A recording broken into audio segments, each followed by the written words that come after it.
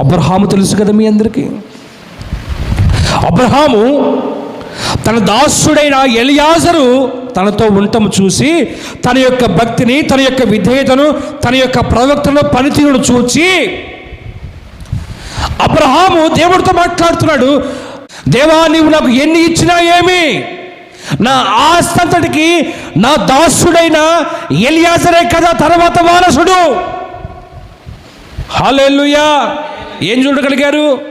ఏం వినగలిగారు ఈ వాక్యంలో? మీరు ఏం వినగలిగారు? ఎలియాజరు తన స్వలాభము కొరకు కాక తన యజమాని కొరకు పనిచేస్తుంటే తన యజమాని అంటున్నాడు, నా తర్వాతి ఆస్తి అంతా నా దాసుడికే.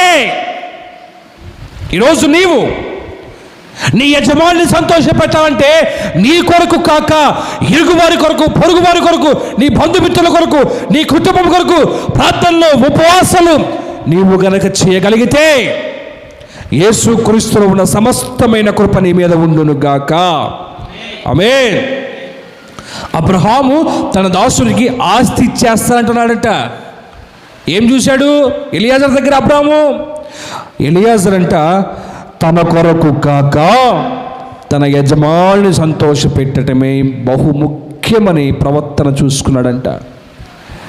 ఈరోజు నువ్వు గమనించు, దేవుడు నిన్ను బల నమ్మకమైన దాసుని మెచ్చి క్రీస్తు యేసు మహిమ ఎదుట నీకొక సింహాసనం ఇచ్చి ఆ ప్రధానులతో, దూతలతో నిన్ను సత్కరించే సమయం రావాలంటే నీవు ఖచ్చితంగా ఆయన్ని సంతోషపెట్టే వ్యక్తిగా మాత్రమే ఉండాలి. ఆమేన్.